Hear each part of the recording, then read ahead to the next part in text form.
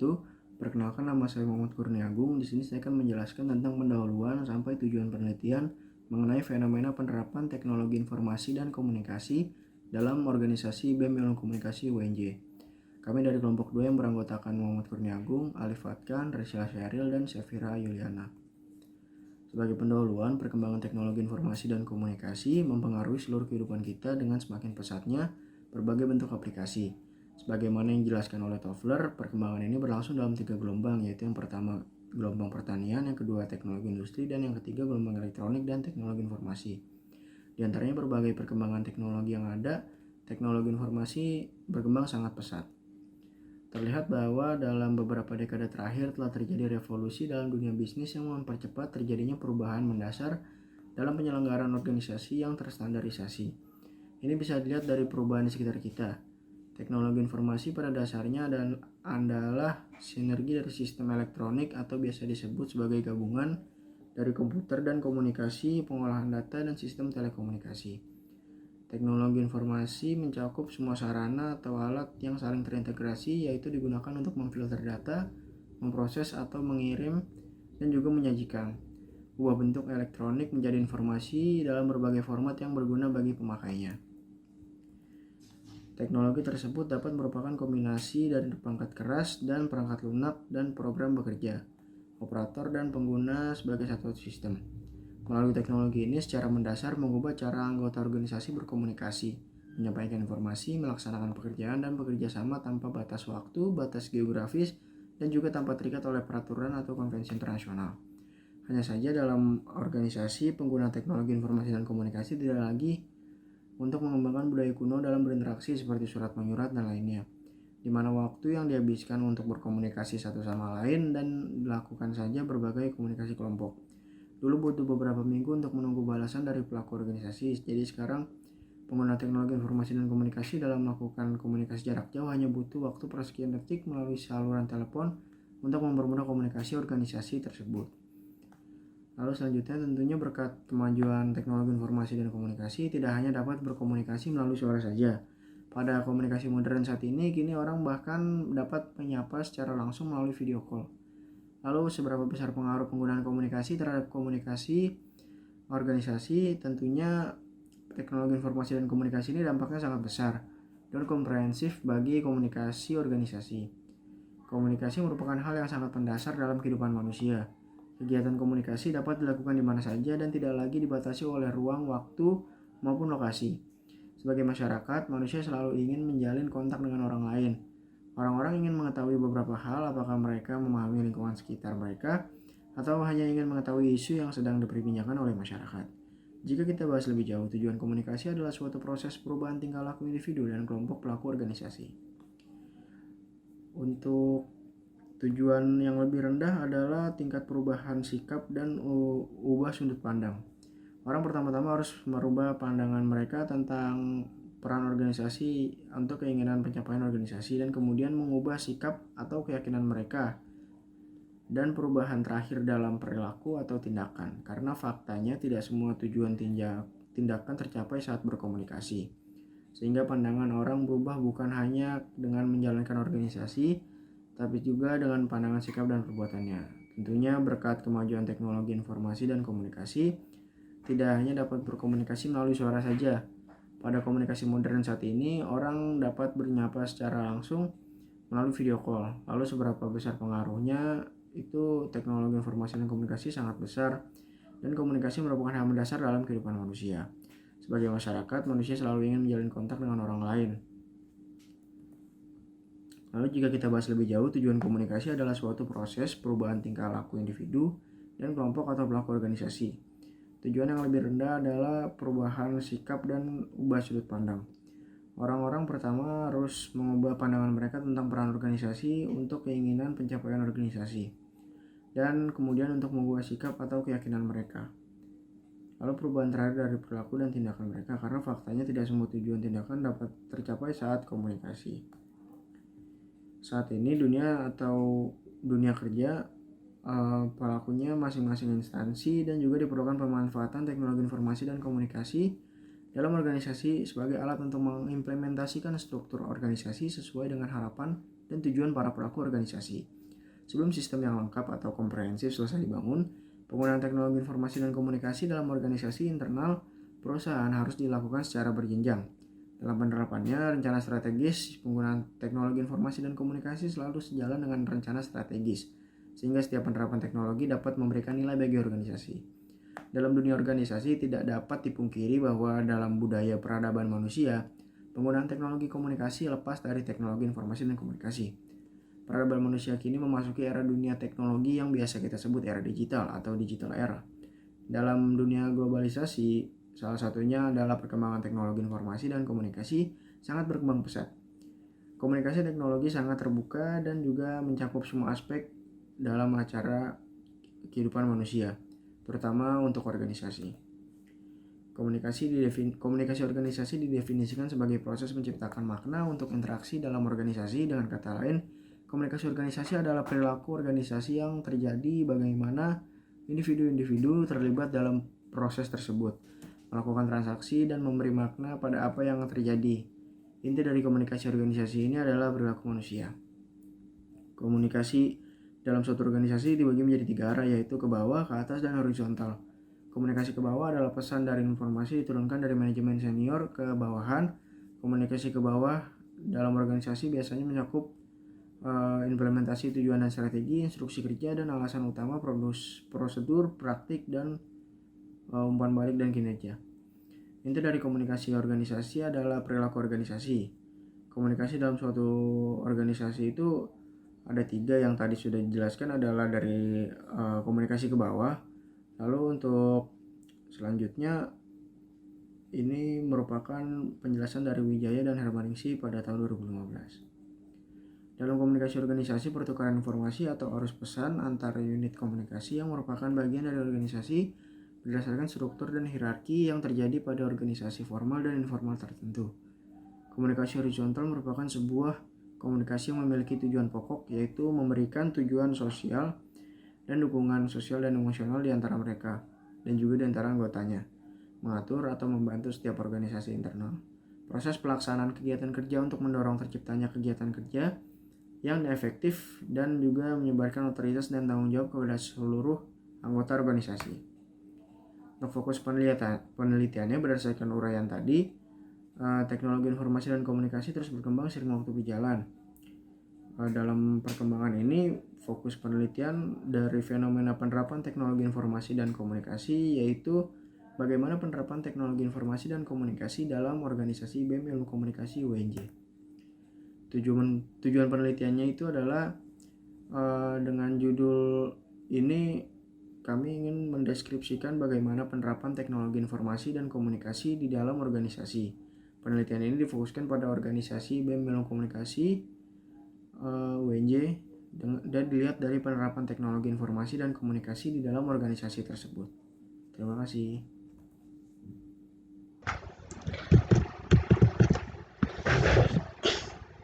Perkenalkan, nama saya Alif Fatkan dari Ilmu Komunikasi 2019 dengan absen 2 kelas A. Kali ini saya akan melanjutkan presentasi dari kelompok kami, yaitu manfaat penelitian. Manfaat secara teoritis yaitu penelitian ini diharapkan dapat memberikan kontribusi dalam kepustakaan serta kajian teoritis bagi mahasiswa program studi ilmu komunikasi. Diharapkan penelitian ini dapat memperkaya penelitian dalam bidang komunikasi, khususnya pada bidang komunikasi. Hasil penelitian ini diharapkan dapat menjadi memperluas wawasan dan menambah literatur, terutama dalam komunikasi organisasi, dalam permasalahan yang berhubungan dengan peran teknologi informasi sebagai media penyampai informasi dalam komunikasi di dalam organisasi, khususnya di program studi ilmu komunikasi Universitas Negeri Jakarta. Manfaat praktisnya ialah untuk mengetahui dan memberikan penjelasan tentang fenomena teknologi komunikasi dan informasi pada penerapannya terhadap komunikasi organisasi di DKI Jakarta, khususnya di program studi ilmu komunikasi Universitas Negeri Jakarta. Penelitian ini juga diharapkan dapat digunakan sebagai sumber literatur dan masukan bagi penelitian-penelitian yang akan datang khususnya mengenai teknologi informasi, komunikasi, dan kaitan dalam mempermudah komunikasi dalam suatu organisasi, khususnya di program studi ilmu komunikasi Universitas Negeri Jakarta.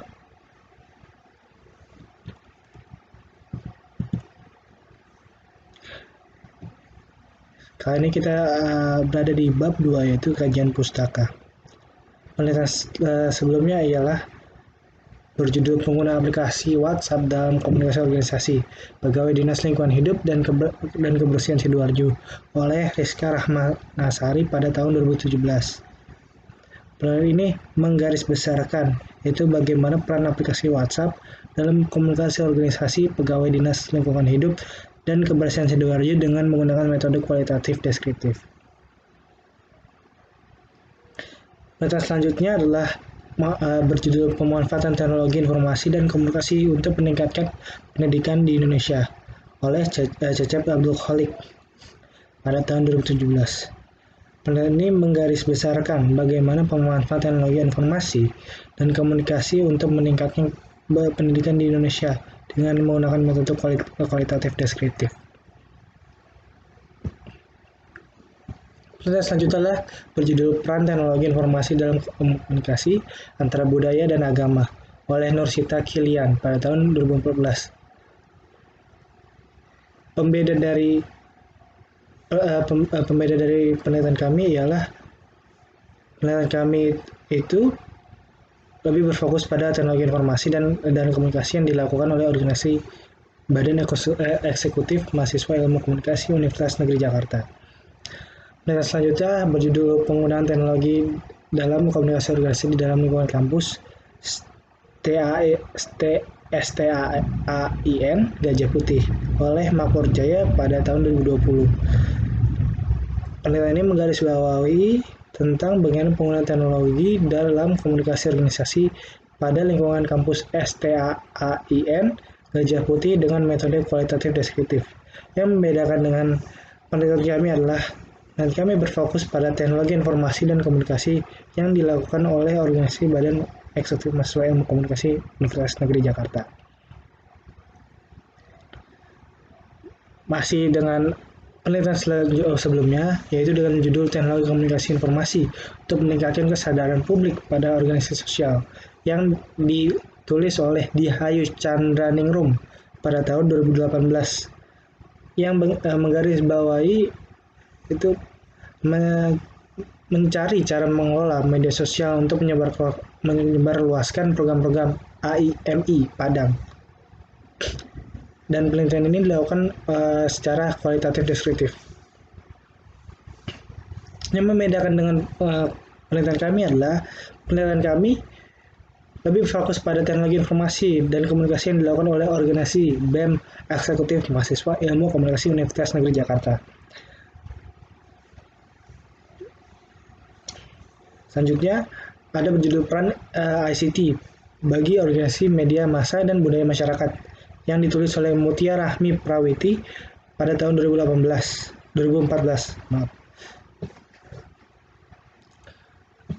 Penelitian ini berfokus pada peranan ICT bagi organisasi media dan budaya masyarakat dengan metode kualitatif deskriptif.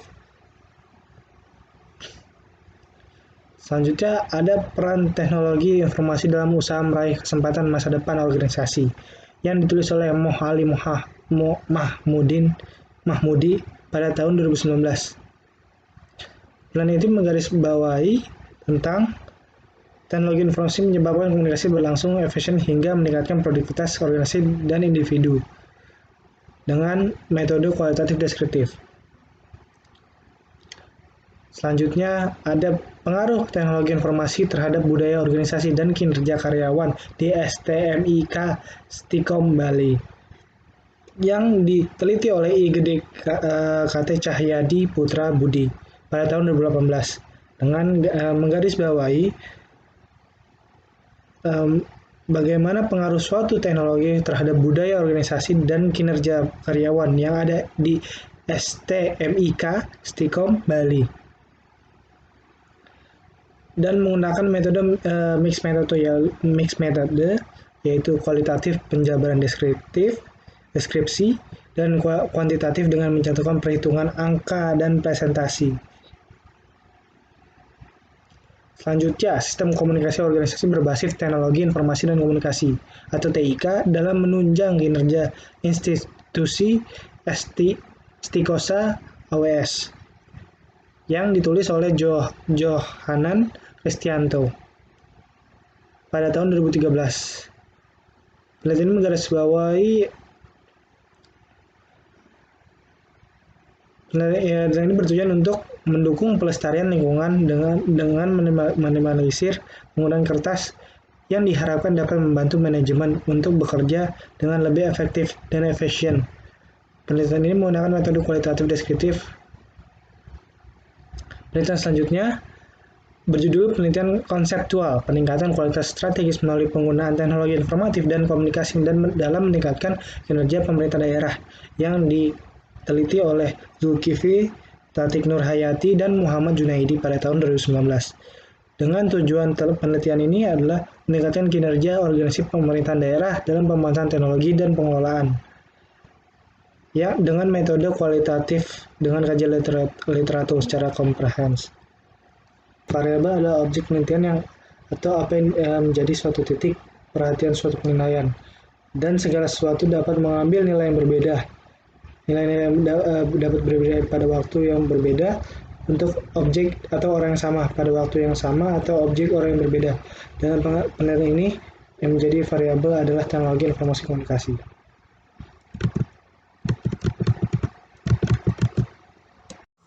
Assalamualaikum warahmatullahi wabarakatuh. Perkenalkan, nama saya Safira Yuliana Putri dengan nomor hadir 38.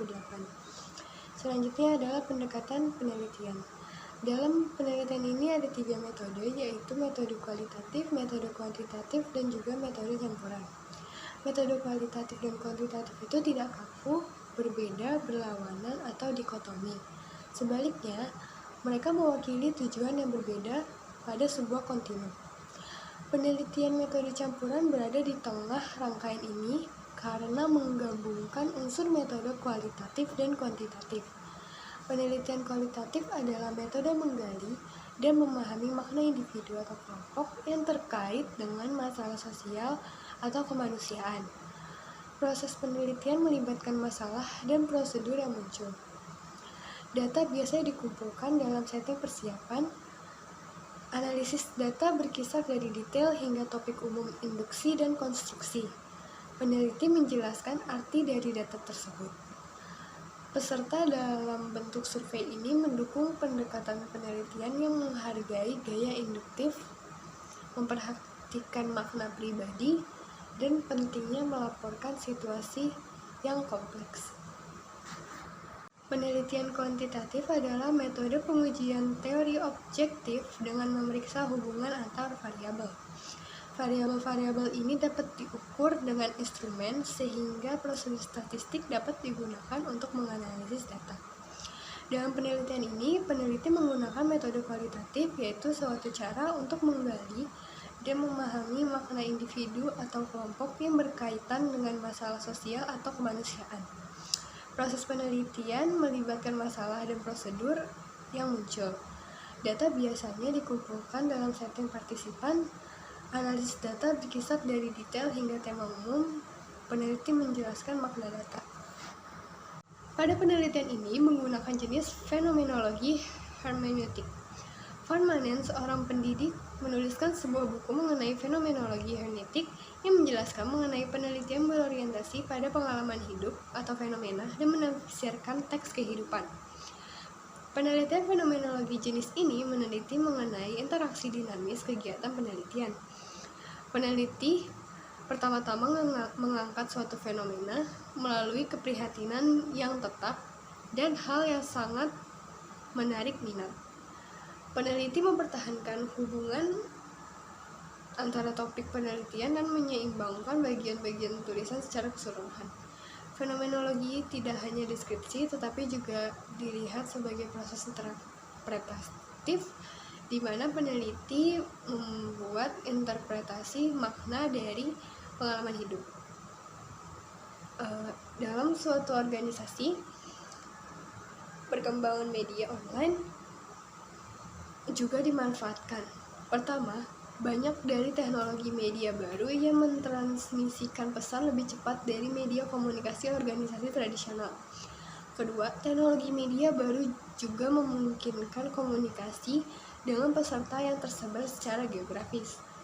Tujuan dari adanya teknologi komunikasi pada organisasi adalah dapat meningkatkan sosialisasi dengan cara meningkatkan prosedur pencarian informasi melalui pembangunan hubungan dengan aplikasi jejaring sosial.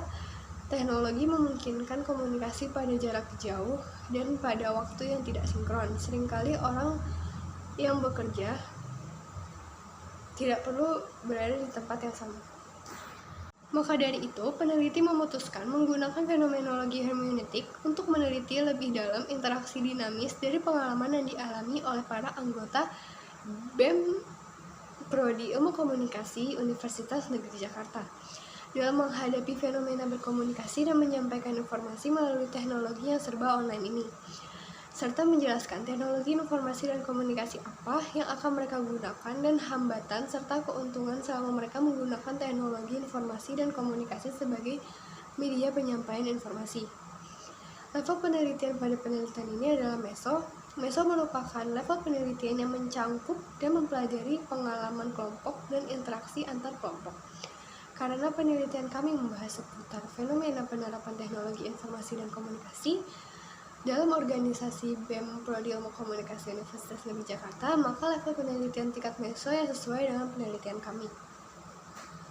Selanjutnya ada jenis penelitian. Jenis penelitian itu terbagi menjadi 5, yaitu penelitian naratif, penelitian fenomenologi, grounded theory, penelitian etnografi, dan juga studi kasus.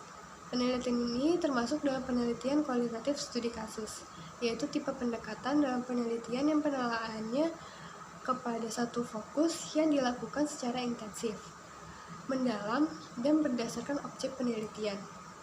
Studi kasus merupakan desain penyelidikan yang ditemukan di banyak bidang, terutama evaluasi, di mana penelitian mengembangkan analisis mendalam tentang suatu kasus yang seringkali berupa program, peristiwa, aktivitas, proses, atau satu atau lebih individu.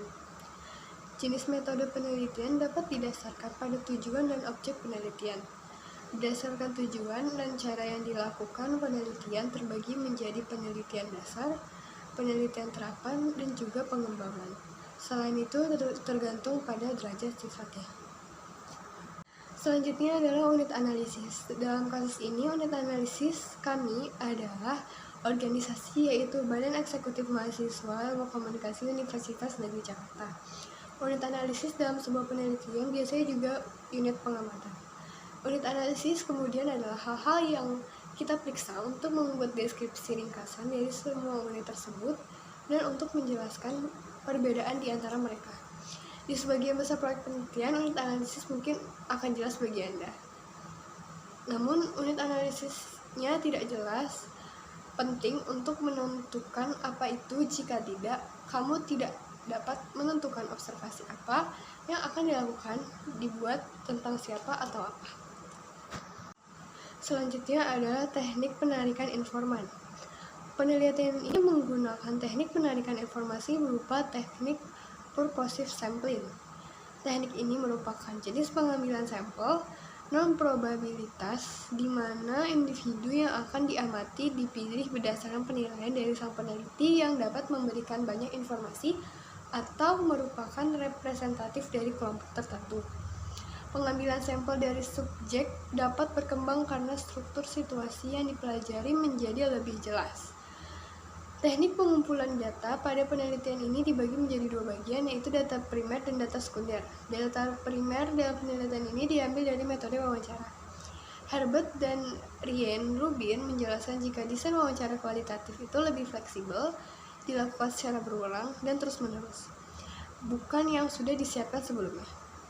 Interview lebih menekankan pada interaksi antara pewawancara dan responden, di mana pewawancara memiliki rencana umum termasuk topik yang akan dibahas. Tetapi, pertanyaan bukan berupa pertanyaan yang harus ditanyakan dengan urutan dan juga kata-kata tertentu. Data sekunder dalam penelitian ini adalah dilakukan dengan cara teknik dokumentasi, yang berarti penelitian ini dilakukan oleh peneliti guna menggali dan mengumpulkan data melalui peninggalan arsip-arsip, dan termasuk juga bacaan buku yang masih berkaitan dengan penelitian. Teori yang mendukung jurnal atau artikel ilmiah sehingga mendapat informasi yang dibutuhkan dalam penelitian ini. Dokumen juga bisa berupa korespondensi atau memorabilia. Informasi yang akan dipilih oleh peneliti memiliki kriteria yang sesuai dengan keterkaitan mereka dengan fokus penelitian ini. Informan harus memiliki keterkaitan dengan fenomena dari penelitian ini yang berupa penerapan teknologi informasi dan komunikasi, khususnya pengurus Badan Eksekutif Mahasiswa Prodi Ilmu Komunikasi Universitas Negeri Jakarta. Assalamualaikum warahmatullahi wabarakatuh. Nama saya Resila Ceril. Saya nomor absen 34 dari kelas A. Ada transferability. Transferability adalah validitas eksternal dalam penelitian kualitatif. Validitas menunjukkan ketepatan atau penerapan hasil studi untuk populasi sampel. Masalah nilai transfer hingga saat ini dapat terus berlaku atau digunakan dalam situasi lain. Karena nilai transfer kepada peneliti sangat bergantung pada pengguna, peneliti dapat digunakan dalam berbagai konteks sosial dengan tetap mempertahankan nilai transfer. Selanjutnya ada dependability. Penilaian itu kredibel. Artinya, selalu ada beberapa percobaan yang akan menghasilkan hasil yang sama. Studi stabilitas dan reliabilitas menguji apakah studi yang dilakukan oleh orang lain pada tingkat investigasi yang sama dapat mencapai hasil yang sama. Yang terakhir ada confirmability. Objektivitas tes kualitatif disebut juga tes konfirmasi. Jika banyak yang setuju dengan hasil yang didapat, maka studi tersebut dapat dianggap objektif. Menguji kelayakan studi kualitatif berarti memverifikasi hasil studi terhadap proses yang dilakukan. Jika hasil penelitian didasarkan pada penelitian yang dilakukan, maka penelitian tersebut memenuhi kriteria validasi. Dalam penelitian ini, validasi dan reliabilitas data yang akan digunakan peneliti adalah menggunakan bahan referensi, yang artinya bahan pendukung untuk membukti suatu kebenaran data. Seperti data hasil wawancara yang didukung oleh rekaman atau transkrip wawancara, dokumentasi, dan lain-lainnya, untuk mendukung suatu kredibilitas data. Tidak hanya itu, membandingkan hasil temuan data saat ini dengan penelitian terdahulu juga dapat dilakukan untuk memperkuat kebenaran data. Kita masuk ke bab 5 mengenai hasil dan pembahasan. Hasil dan pembahasan yang ditemukan adalah penelitian ini memiliki jumlah informan 3 orang. Banyak informasi-informasi yang diperoleh peneliti melalui informan dalam penelitian ini. Informan dalam penelitian ini merupakan mahasiswa dari program studi ilmu komunikasi UNJ yang tergabung dalam organisasi BEM Prodi Ilmu Komunikasi UNJ. Ketiga informan tersebut berinisial FM, HN, dan juga MR. FM merupakan seorang informan dengan jenis kelamin laki-laki yang pada saat ini berusia 21 tahun dan beragama Islam. Ia merupakan mahasiswa yang menjabat dalam BEM Prodi Ilmu Komunikasi UNJ sebagai Badan Pengurus Harian Inti, yaitu BPHI. HN merupakan seorang informan dengan jenis kelamin perempuan yang pada saat ini berusia 20 tahun, beragama Islam, dan merupakan mahasiswa yang menjabat dalam BEM Prodi Ilmu Komunikasi UNJ sebagai bagian dari pengurus harian inti BPHI. MR merupakan seorang informan dengan jenis kelamin laki-laki yang pada saat ini berusia 20 tahun, beragama Islam, dan merupakan mahasiswa yang menjabat dalam BEM Prodi Ilmu Komunikasi UNJ sebagai Badan Pengurus Harian Inti. Dalam kondisi pandemi COVID-19, seperti pada awal tahun 2020 sampai sekarang ini, penerapan teknologi informasi dan komunikasi dalam keberlangsungan organisasi BEM Prodi Ilmu Komunikasi UNJ sangat gencar dilakukan. Hal tersebut dapat dilihat dari agenda-agenda rapat yang dilakukan secara daring dan acara termasuk program kerja yang diadakan secara daring. Dengan diterapkannya teknologi informasi dan komunikasi dalam BEM Prodi Ilmu Komunikasi UNJ, dapat meningkatkan kualitas sumber daya manusia karena mempermudah dalam komunikasi, terutama komunikasi organisasi, karena saat pandemi seperti ini, adanya teknologi informasi dan komunikasi sangat dibutuhkan dan banyak membawa dampak positif. Penerapan teknologi informasi dalam komunikasi di BEM Prodi Ilmu Komunikasi UNJ sendiri sudah mulai diadaptasi semenjak pandemi menerjang tahun lalu, di mana pada saat itu BEM Prodi Ilmu Komunikasi UNJ sedang berada dalam jabatan Kabinet Dwi Tama. Namun, tak bisa dipungkiri, masih banyak sekali kekurangan dalam penerapannya, dikarenakan masih proses adaptasi dan penyesuaian dengan sistem dan mekanisme yang seharusnya offline menjadi online. BEM Prodi Ilmu Komunikasi UNJ sendiri menggunakan teknologi informasi dan komunikasi dalam hal sarana atau platform ketika menjalankan kegiatan yang tak mungkin dilakukan secara luring di tengah pandemi. Selain itu, optimalisasi media sosial juga menjadi tombak dalam menyebarkan info dan pembuatan citra BEM Prodi Ilmu Komunikasi UNJ. Fenomena penerapan teknologi informasi dan komunikasi dalam organisasi BEM Prodi Ilmu Komunikasi UNJ secara umum memiliki jawaban yang sama. Dilihat dari berbagai aspek, dalam penerapan teknologi informasi dan komunikasi tentunya membawa kemudahan.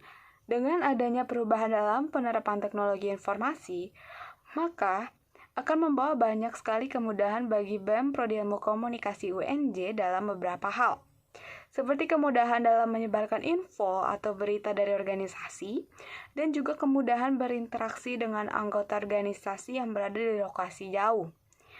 Selain itu, kita bisa banyak sekali belajar melalui internet dan seperti sebelumnya, bahwa adanya teknologi informasi dan komunikasi ini membantu proses komunikasi dua arah menjadi lancar.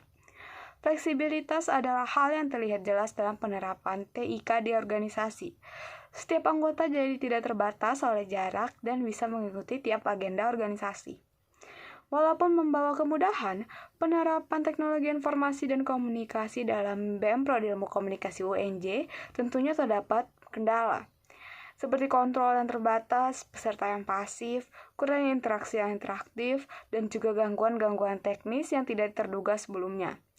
Acara yang diselenggarakan secara daring akan membuat sensasi dan pengalaman tersendiri dan tak semua orang mampu dengan optimal menerima hal tersebut. Selain itu, kondisi psikis yang menjadi perhatian karena menjalani interaksi secara tatap mata dengan anggota organisasi menjadi hal yang melelahkan secara psikis. Penerapan teknologi informasi dan komunikasi yang diterapkan adalah melalui adanya media sosial BEM Prodi Ilmu Komunikasi UNJ, lalu penggunaan platform virtual meeting dalam melakukan kegiatan atau rapat, lalu pemberian ucapan selamat ataupun penyemangat melalui virtual card, dan juga proker atau propaganda dalam menyebarkan informasi ke mahasiswa umum terkait kegentingan dan urgensi isu yang ada, baik di kampus ataupun secara nasional. Tentunya hal-hal tersebut memerlukan kehadiran internet demi menunjang kelancaran dalam pelaksanaannya. Pengalaman yang dirasakan informan terhadap penerapan teknologi informasi dan komunikasi dalam BEM Prodi Ilmu Komunikasi UNJ, yaitu kemudahan dalam mengambil peluang dan kesempatan di tempat lain. Selain itu, aksesibilitas yang mudah membuat kita bisa mengikuti kegiatan lebih dari satu secara bersamaan. Tentunya memudahkan kita untuk menambah pengalaman. Diskusi menjadi lebih mudah karena ada beberapa aplikasi yang bisa dipakai untuk diskusi seperti Google Meet ataupun Zoom, atau jika memang untuk sekadar memberikan informasi bisa melalui WhatsApp atau Line. Karena kondisi pandemi yang menuntut untuk memaksimalkan penerapan teknologi informasi dan komunikasi, hal tersebut menjadi sebuah proses yang menempa diri untuk menguasai teknologi informasi dan komunikasi.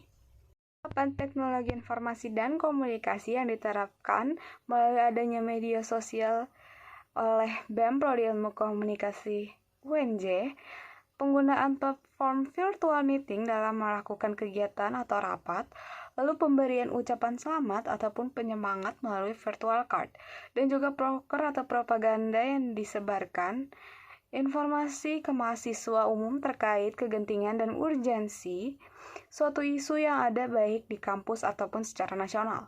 Tentunya hal-hal tersebut memerlukan kehadiran internet demi menunjang kelancaran dalam pelaksanaannya. Dengan pandemi melanda seperti memperlihatkan kita akan keadaan realita kondisi dan pelaksanaan event BEM Prodi Ilmu Komunikasi atau organisasi secara umum akan masa depan yang sangat futuristik yang syarat akan teknologi informasi. Mungkin kedepannya bakal dielaborasikan antara konsep kegiatan luring dan juga daring mengingat besarnya potensi kedepannya. Dengan kemudahan yang ditawarkan, penerapan teknologi informasi dalam BEM Prodi Ilmu Komunikasi UNJ akan terus digencarkan. Namun intensitasnya akan dikurangi jika kondisi pandemi sudah terkendali, mengingat ada hal-hal yang lebih efektif dilakukan secara offline. BEM Prodi Ilmu Komunikasi UNJ juga akan terus berkembang kalau misalnya kita tidak mengikuti perkembangan zaman. Artinya kita tertinggal dan tidak bisa memajukan BEM Prodi Ilmu Komunikasi UNJ. Diskusi.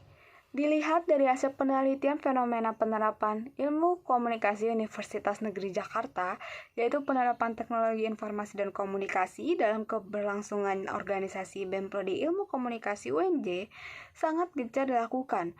Hal tersebut dapat dilihat dari agenda-agenda rapat yang dilakukan secara daring dan acara termasuk program kerja yang diadakan secara daring juga. Dengan diterapkannya teknologi informasi dan juga komunikasi dalam BEM Prodi Ilmu Komunikasi UNJ dapat meningkatkan kualitas sumber daya manusia karena mempermudah dalam komunikasi, terutama komunikasi organisasi karena saat pandemi seperti ini, adanya teknologi informasi dan komunikasi sangat dibutuhkan dan banyak membawa dampak positif.